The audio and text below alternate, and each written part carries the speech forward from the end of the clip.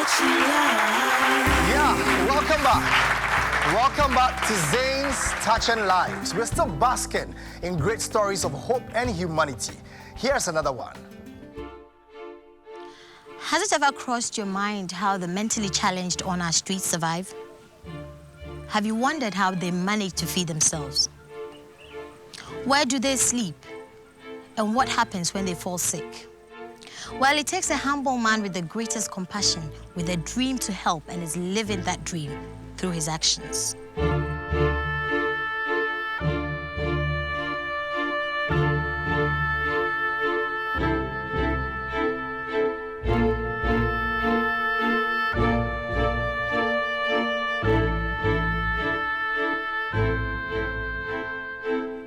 Nominated by several people who were moved by his achievements, we talked to Dr. David Abdullahi, affectionately known as the Mad Doctor, about his selflessness and his gift of hope to the hopeless.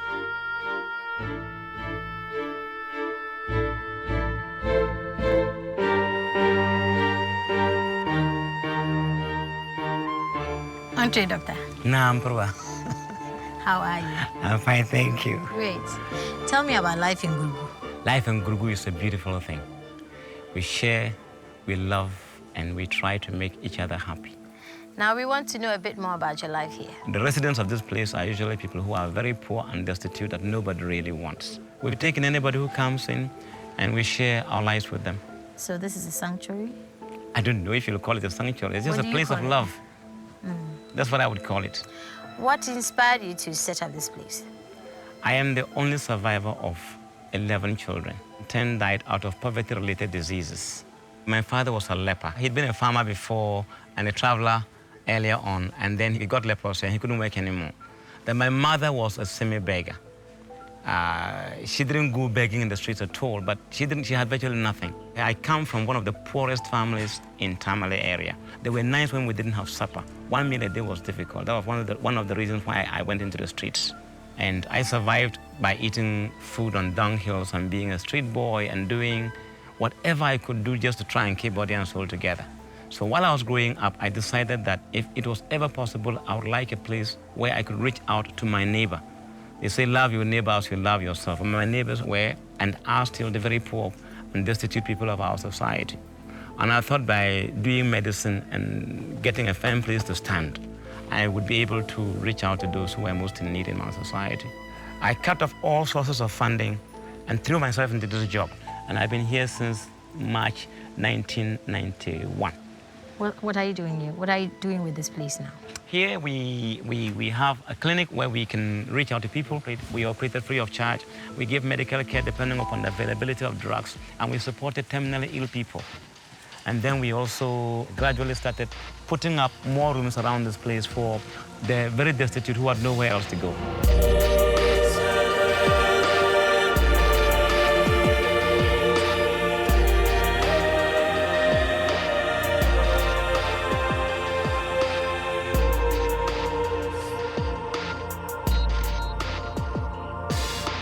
How did the food program start? The food program started when we had enough donations to continue this. I remembered my own self. I was a street boy, and I would be very grateful for just one good meal a day.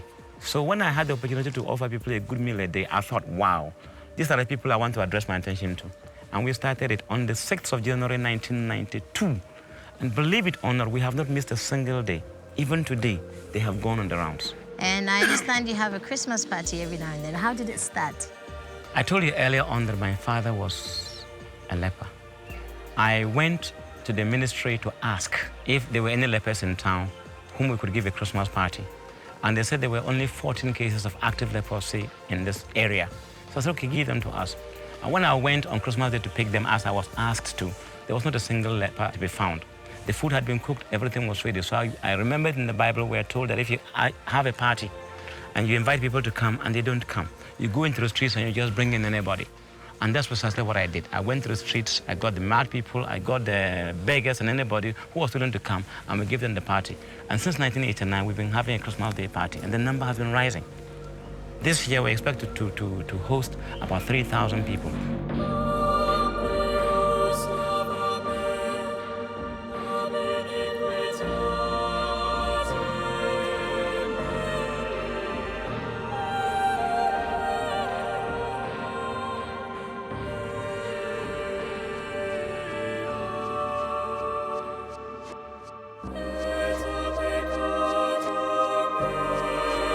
Baba Isa, Ah, how are you? I'm fine. Tell me about Shekina Clinic. Oh, Shekina Clinic is very good. It's a very fair place to live as a patient. Even it's more than government institution itself. Is that so? Yeah. Have you been in any government institution? Oh, I'm a nurse at Ankapo Leprosy Service before. Oh. I have been a nurse at Ankapo Leprosy Service before for 3 good years. How did you happen to come here?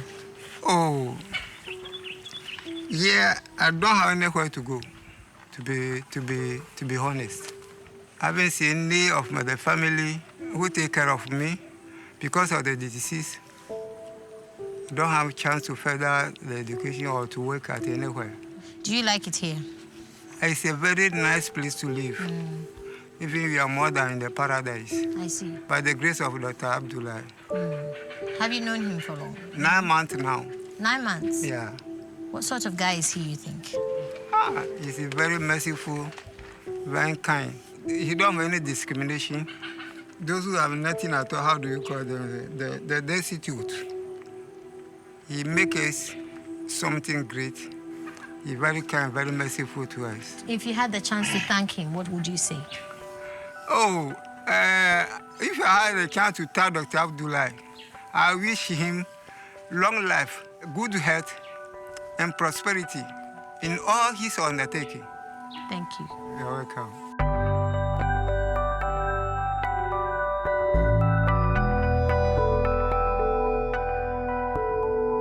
On the average, how many patients do you take care of a day? We have 2 clinics. Each of them will take between 50 and 60 patients a day, Monday through Friday. If you add the 2 together, we still see an average of 120 patients a day. For all kinds of ailments? Whatever anybody comes to us, although we are very strict on a first-come, first-served basis. No matter who you are, if you come, you have got to wait for your turn, unless you are one of what we consider the very important people. If you're a leper, if you are blind, if you're a cripple, if you are mentally ill, if you are a social outcast in any way and you get here, you become our VIP patient. We talked to the colleagues of Dr. Abdullah, who volunteered their time freely for this wonderful course. Wamaula Kaipe. Pyong tumatum da nawun zo kaso kamzami ngumbang no kallar kena shifte tetane no tinye sonsam kakana pe onye ashe onye sonsam Yelma tunshala antumbie. Ndela antum la tiata tuma. First ma ba pama kan ndore ti ka ko ne pie. Ka da ta tizang ma pie. Tiata kan ta tumle. Tiata tuma na to assiste. Non sarayeshin ka to son trainement kan setra. Yella kan ne to tum tiata. Agbeza yelma. ndela tumongone ndela OPD doctor tumama katun yi ka shifte konko tumanyele tun shel ne to be samban kaman soy bami onyang bashir kakano san on to bolmana ntiya kemte bang ayen ne sham nsong bon ko klo bi hagishi ne so pielle be ko nyom borshel no nyef so pielle Yelma Dr. Abdullah ni bieni beshembe. Dr. Abdullah ni la ne voson. Kalera barnuma. Oso psete barnuma. On j'ai aux antum lego au mabe. Atemino tumne tumama. Désolé. Mais j'ai mukhate. Atezankana oko sonte. Dr. Tumaman wula kanyele. docteur mon ko borman ne kaman so ku zon ye to mursir lana ko ne to nan la ko pierna dantu no nan le sham o mi nye kan nirba ye meltaba o borlo en nan sham kan nirba ye ma lan tabin toase Ne kpama na dance. Ami, ami. yes thank you.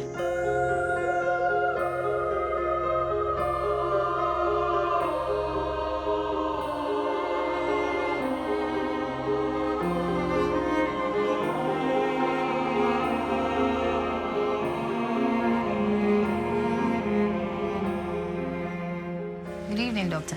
Good evening. How are you? I'm well, thank you. What brings you to Ghana? Well, I come here to work at Dr. Abdullah's clinic, and I come twice a year, and I've been coming ever since 1996. What sort of man is he?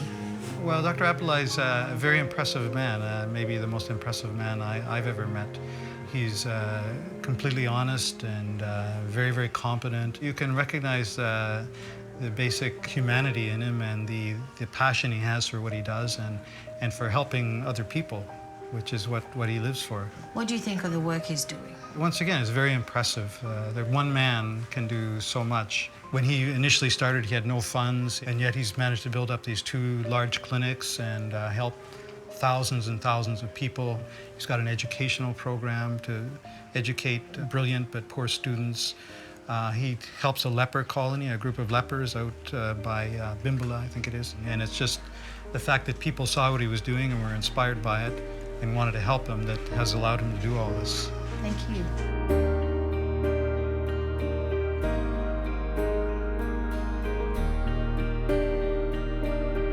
You're a Christian, yeah? I'm trying to be. You're trying to be. And I noticed on the compound you've got a mosque. Yes. And I saw the Star of David on one of your buildings. Yes. What's that supposed to mean? The people of Islam and the people of Christianity can all find a home in this place. Our aim is not to convert anybody to a religion. We want to convert people to the free and unconditional love of God. And God is beyond religion. So we have any symbol of a religion that people can belong to and still feel part of this place. What sustains you? My faith in God and my love for my neighbor. I get a lot of energy when I'm able to love some people. Thank you. You're welcome. Amazing, impressive, extraordinary. Take your pick. There are not enough adjectives to describe this incredibly modest man. A real modern-day hero who champions the cause of the ignored, the downtrodden, and the forgotten. As Mahatma Gandhi said, we must become the change we want to see. Thank God for Dr. David Abdullahi.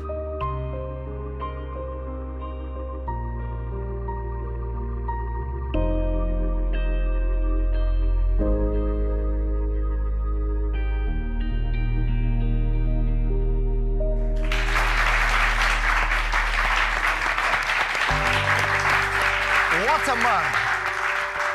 What a man. I'm still struggling in my mind to find the right words to describe Dr. Abdullahi. And if you will, please, everyone, if you will, just join me in giving Dr. Abdullahi a standing ovation. Let's applaud this incredible human being. You're such a phenomenal human being. I don't think so. I mean, we've greatly acknowledged what you're doing. We appreciate what you're doing for humanity. Zane's Touching Lives team wants to assist you. For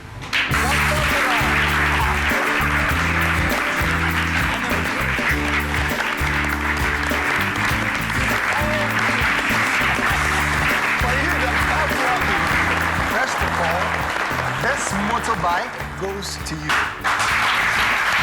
There are toiletries, there's oil, a brand new BlackBerry phone. You see a bed there.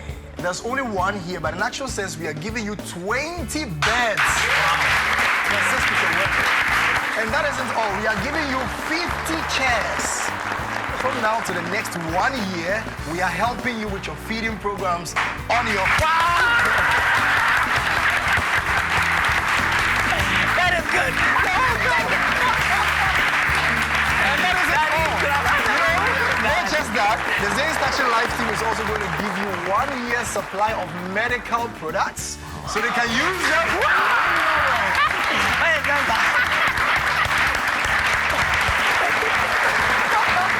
There's one more. We heard that you're organizing a party, a Christmas party, right?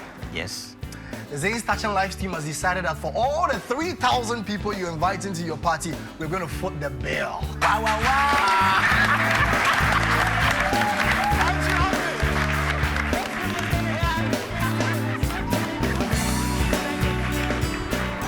What a way to begin our Zane's Touching Lives program. You can always tune in every week to watch Zane's Touching Lives. And until we meet again next week, make sure to touch someone's life somewhere. See you next week. Touching lives, making a difference. The Touching Lives team appreciates those who nominated others and brought their stories to our attention. They don't go away empty-handed. Make a change. Reach out, touch somebody, put a smile on their face, helping out one another. We can all make a change. Touching lives, making a difference. Touching lives, making a difference.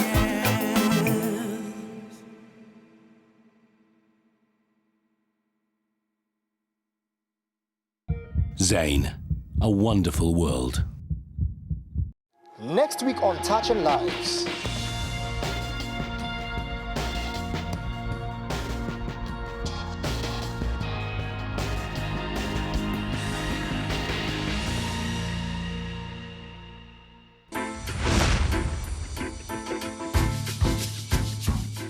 Zane recognizes you with our rewards loyalty program. You earn points every time you make calls, use the internet, and send an SMS with your Zane line. Points you can redeem for great things, from airtime, weekend dinner, right up to big items like a BlackBerry, microwave oven, flat screen TV, home theater systems, and much more. The more you use Zane, the more you gain. So go ahead. Get rewards by texting 026 to short code 115. Terms and conditions apply.